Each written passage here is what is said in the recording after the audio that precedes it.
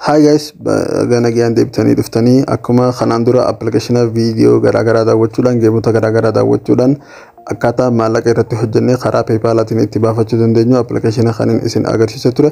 Hedduun keessan appilikeeshina buufattanii coin irraa walitti qabachaa jirtanii har'a ammoo appilikeeshina kana fayyadamnee coinii dachaa lama taayimstuu haalata kamiin akka argachuu dandeenyuun isinitti agarsiisaa jechuudha. Warroonni haaraa taatan application kana irratti maallaqa hojjechuun hedduu salphaadha. Wanni gochuu qabdan Play Store keessan seentanii warri Android fayyadamtan Play Store seentanii Lovely Pet jettanii search ni gootanii Lovely Pet jettanii search erga gootanii booda filannoowwan isinii bahan keessa isa jalqaba irratti argamu kana ni filattan. Isa kana download ni goota warroonni haaraa taatan jechuudha. Download erga gootanii anamma download godhee waan hin jiruuf open yoo ninjaanii jechuudha. Application erga seentanii full isaa keessa kana fakkaata. Kanaaf accounting banachuuf sanduuqa lamaan kana irratti right ni gootanii irra cuqaaftanii sanduuqa kan right ni gootanii erga san booda login jettanii jechuudha. Erga login gootanii application kun ifumaaf accounting bilbila keessa jiru filatee Google accounting isinii baasa. Isa barbaadan irra ni cuqaaftanii irratti ni cuqaaftan erga cuqaaftanii booda ifiif login godhee isin seenaachu.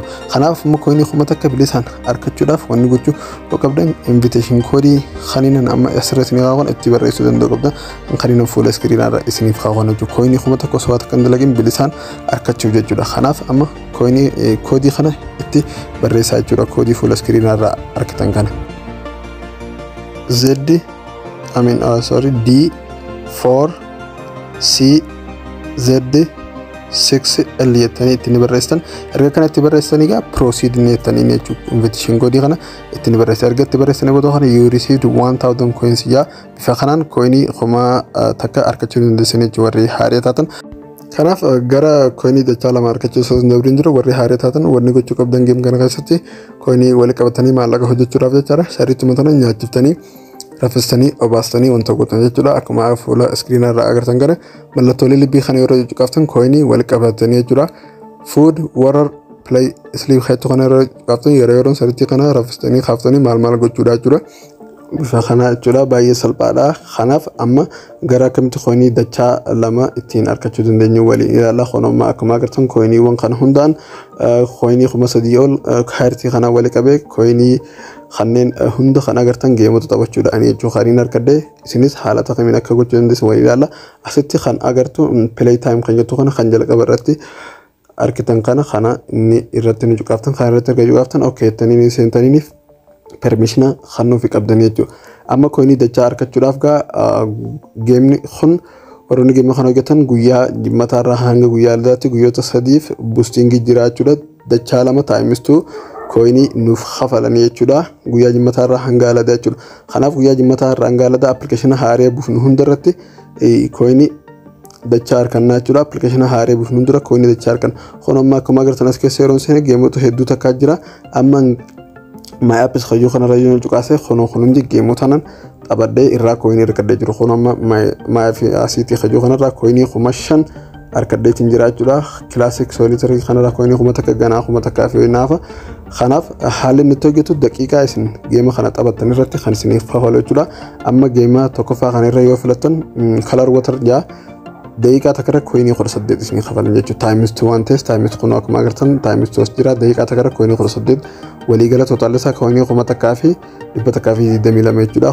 Kunis akkuma agartan daqiiqaa takka irratti coin 14 jechuudha.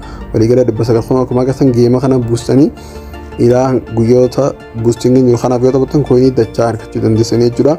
Amma kana buusee haa taphadhu. Kanaaf moorii irra yoo taphattan daqiiqaa takka yoo taphattan coin 32 daqiiqaa takka ammas deebitanii qalama taphattan coin 30 boost isin taa'ee deemaa jechuudha. Walii galaan coin 2000 buuftanii bifa kanaan taphattanii coin keessanii fi wanta nyaata ittiin bitan san dachaa argachuu danda'uudha qabdan jechuudha. Yookaan coin baay'ee argachuun ni ulfaata jechuudha. Kanaaf bifa kanaan taphachuu danda'u qabdan.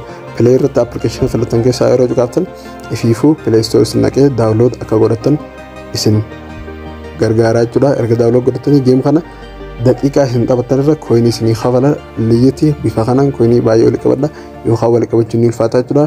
Kanaaf bifa kanaan coin walitti qabadha irraa baafadha.